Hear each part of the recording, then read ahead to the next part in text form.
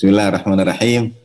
Alhamdulillah rabbil alamin wa bihi nasta'in ala umuri dunya waddin.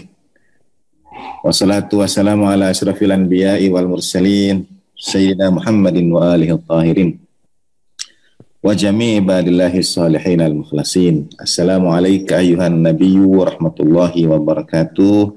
Assalamu alayna wa ala ibadillahi salihin. Assalamualaikum jami'an warahmatullahi wabarakatuh. Waalaikumsalam warahmatullahi wabarakatuh. Asyhadu an la ilaha illallah wahdahu la syarikalah wa asyhadu anna sayyidina Muhammadan abduhu wa rasuluhu la nabiyya ba'dah. Allahumma shalli ala sayyidina Muhammad wa ali sayyidina Muhammad wa ajil farajahu. Terima kasih Yai Zuhairi, Maulana Ridwan, Kusdino, Ibu dan Bapak rahimakumullah. Tema malam hari ini tentang milenial dan kewaspadaan terhadap doktrin teroris, terutama di tengah anak-anak muda. Ketika diberikan judul ini, saya hampir-hampir mengatakan kaum milenial gitu dan waspada terhadap ulama abal-abal. Karena biasanya ciri khas Islam ramah itu ya ada zauk bahasa dari Yai Zuhairi gitu. Nah, mengapa saya mulai dari situ? Pertama, kalau bicara data, sudah sejak mungkin saya kira entah 10 atau berapa belas tahun yang lalu, itu sudah ada temuan-temuan terhadap giroh keagamaan pada anak-anak remaja, anak-anak SMA terutama, melalui kegiatan-kegiatan di sekolah yang dibimbing, dan ketika diadakan survei, diantaranya boleh cek pada kawan-kawan Wahid Institute atau Wahid Foundation sekarang, itu sudah menemukan PR terhadap generasi milenial itu sejak 10 tahun yang lalu mungkin, atau bahkan lebih. Sudah ada temuan-temuan itu. Bahkan disinyalir pada generasi yang kebanyakan itu secara akademis dalam penilaian kriteria akademis yang ada di negeri kita sekarang ini, ya anak-anak yang pinter-pinter, yang cerdas-cerdas, begitu. Itu paling tidak ketika disurvei, kiroh untuk beragamanya itu dekat dengan kiroh misalnya ingin mendirikan negara Islam, ingin menegakkan syariat Islam. Awalnya kan dari situ. Jadi sudah sejak awal sekali memang pada bangku sekolahan, anak-anak SMA, kita, para guru kita semua sudah mesti mulai turun untuk mendekati anak-anak muda itu, mendekati mereka semua. Kalau tidak didekati, ya ada yang mendekati, ada yang membimbing mereka, dan ternyata bimbingannya ke arah yang kurang baik, yang tidak baik bahkan. Nah, yang kedua, sekarang mereka sudah masuk pada era digital, era sosial media, dan kita kadang-kadang, kebanyakan kita tidak aktif di era sosial media itu. Alhamdulillah ada channel seperti Islam Ramah, tapi perlu disebarluaskan kepada anak-anak muda itu. Yai Zuhairi sangat aktif di Facebook, Twitter, dan sebagainya. Ya, beliau dan kawan-kawan Islam Ramah itu sudah berjuang untuk itu. Kita mesti punya jaringan untuk saling menguatkan satu sama lain. Tapi ada beberapa karakteristik milenial itu supaya tidak terpapar doktrin teroris. Pertama, menurut saya adalah ini ada hadis, ada riwayat. Tadi biasanya saya mengutipkan. Saya boleh share screen? Sudah ya? Sudah. Belum bisa dikasih ijazah oleh Yai. Nah, biasanya saya kan mengutip dari NU Online, itu sumber ya rujukan. Nah, sekarang saya kutip dari ini, NU garis lucu. Ya. Kalau biasanya dari NU Online, sekarang dari NU garis lucu. Ya, NU garis lucu mengutip ini nih, BNPT sebut orang humoris paling susah direkrut menjadi teroris. Ini padahal berita tahun 2017, sudah 4 tahun yang lalu, tapi muncul lagi, di-up lagi, dan ini NU garis lucu lumayan lah gitu ya.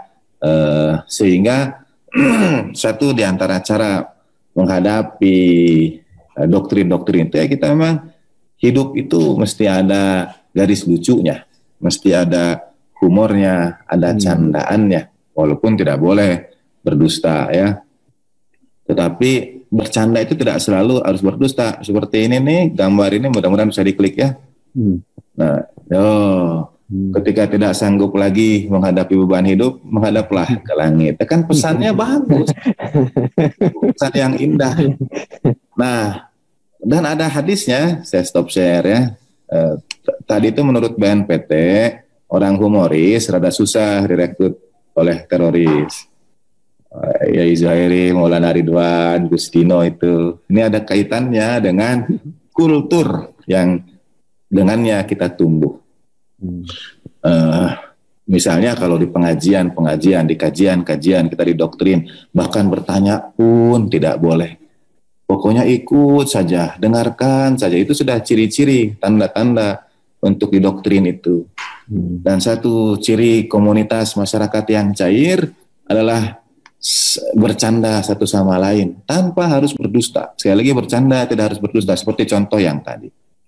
Nah, ada hadis di dalam Kanzul Ummal, kompendium hadis Ahlus Sunnah terbesar dari Allamah Muttaqi Al-Hindi. Lalu ada juga hadisnya dalam Mizanul Hikmah dari Allamah Raisahri, juga kompendium hadis dari mazhab Ahlul Bait alaihimus salatu wassalam. Tapi di Ahlus Sunnah hadis ini didoifkan. Dan Allahyarham ayahanda pernah mengutip hadis ini di dalam misalnya silsilah hadis doifah dari Al-Albani, hadis ini didoifkan. Nanti kita minta pendapat Yai Zuhairi dan Maulana Ridwan. Dalam Mizanul Hikmah ada keterangan. Kalaupun doif, ada keterangan. Bunyinya itu begini. Mana tadi ya? Wala abu, pokoknya main-mainlah kalian itu. Bersenang-senanglah. Karena itu mungkin dia didoifkan. Karena kok ngajak main-main. Fa inni akrahu ayyura fi dinikum ghilbah. Dari sabda baginda Nabi sallallahu alaihi wasallam. Karena aku tidak ingin melihat dalam agama kalian itu ada kekakuan. Agamanya itu kaku, tidak dinamis. Jadi bercandalah, bermainlah. Itu ada hadisnya. Di Ahlus Sunnah ada, di mazhab Ahlul Bait juga ada. Di Ahlus Sunnah didoifkan oleh Al-Albani. Tapi di dalam Mizanul Hikmah ada tambahan begini. Lau sahal hadis, kalaupun hadis ini sahih. Jadi sebetulnya beliau tidak menempatkan hadis ini pada derajat yang sahih. Walaupun sahih, yang dimaksud lahu wala'ibnya itu, karena ayat Al-Quran kan melarang lahu wala'ib. Itu adalah pada hal-hal yang halal. Gitu. Lahu wala'ib pada hal yang halal. Misalnya pada hal yang halal itu ada, tidak akan saya terjemahkan, atau tidak usah dilanjutkan aja. Gitu. Pada hal-hal yang halal itu. Jadi canda sangat diperlukan. Nah, kita beruntung, bersyukur, alhamdulillah diperkenalkan dengan khazanah canda tawa seperti dari Allahyarham Kiai Haji Abdurrahman Wahid. Jadi kultur yang tumbuh dari canda tawa itu luar biasa sebetulnya berkahnya.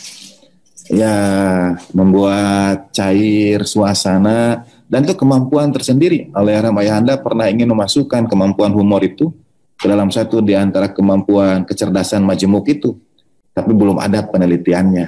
Karena tidak mudah membahagiakan orang itu. Nah, satu itu ya, menurut berdasarkan BNPT tadi, yang humoris cenderung tidak dapat direkrut oleh teroris.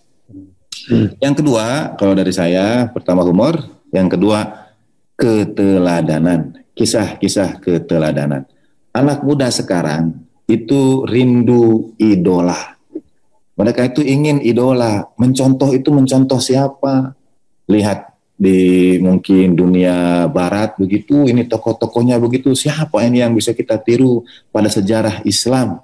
Sayangnya kita tidak membekali anak-anak muda kita dengan kisah-kisah yang membangkitkan semangat beragama mereka dengan cara yang tidak mengarah kepada doktrin-doktrin kekerasan itu.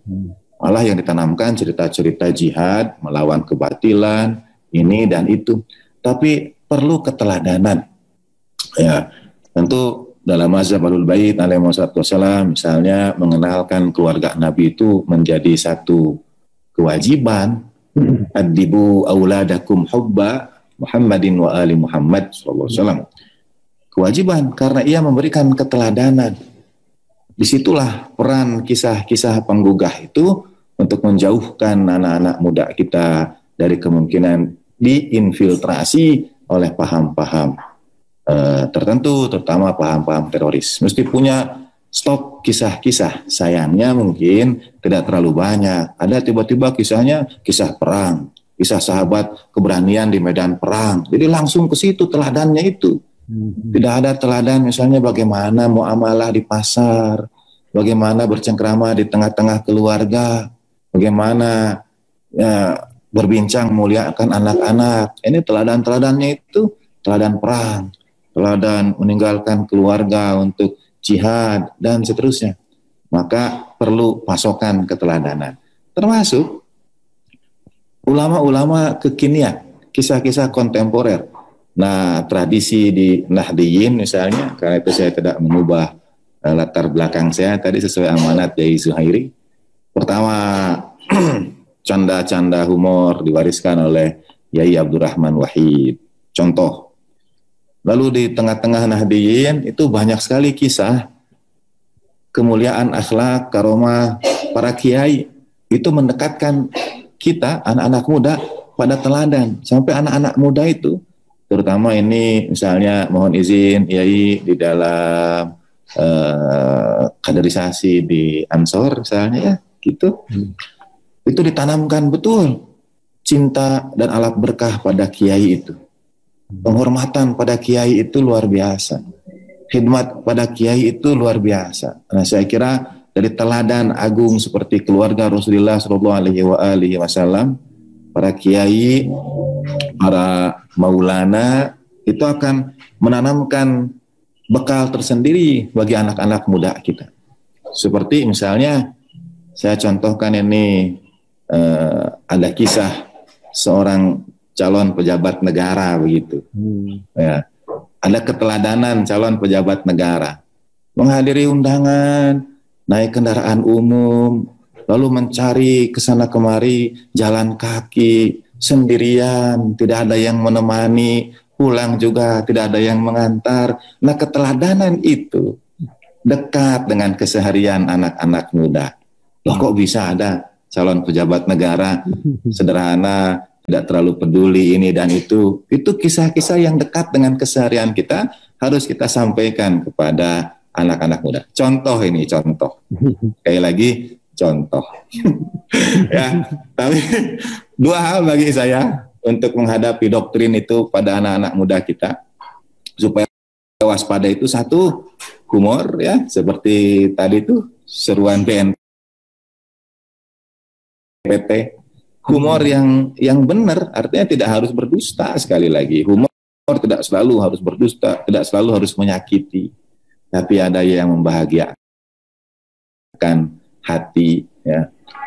Kemudian ya seperti hadis baginda Nabi Shallallahu Alaihi Wasallam ditanya oleh para sahabat, ya Rasulullah Shallallahu Alaihi Wasallam, siapa yang lebih tampan, engkau atau Nabi Yusuf Alaihi Wasallam? Baginda Nabi menjawab, Yusuf lebih tampan, tapi aku lebih menawan. Nah, itu bagi saya itu enaklah dengarnya, membahagiakan gitu ya. Ada kemuliaan di situ, baginda Nabi memuliakan Nabiullah Yusuf alaihissalatu wassalam, pada saat yang sama menunjukkan derajat kemuliaan beliau dan seterusnya. Dan yang kedua, kisah-kisah keteladanan. Apakah itu dari orang-orang besar sepanjang sejarah, terutama kalau kita punya kultur para kiai, kultur para maulana, kultur orang-orang besar yang dekat dengan keseharian kita, yang kisahnya bisa jadi inspirasi buat kita semua. Saya kira demikian, Kustino, Yai Zuhairi, Maulana. Terima kasih. Walafu minkum. Wa ma taufiqi illa billah, alaihi tawakkaltu ilaihi unib. Wa akhiru da'wana alhamdulillahi rabbil alamin. Wallahul muwaffiq ila aqwamit thariq. Terima kasih. Assalamualaikum warahmatullahi wabarakatuh.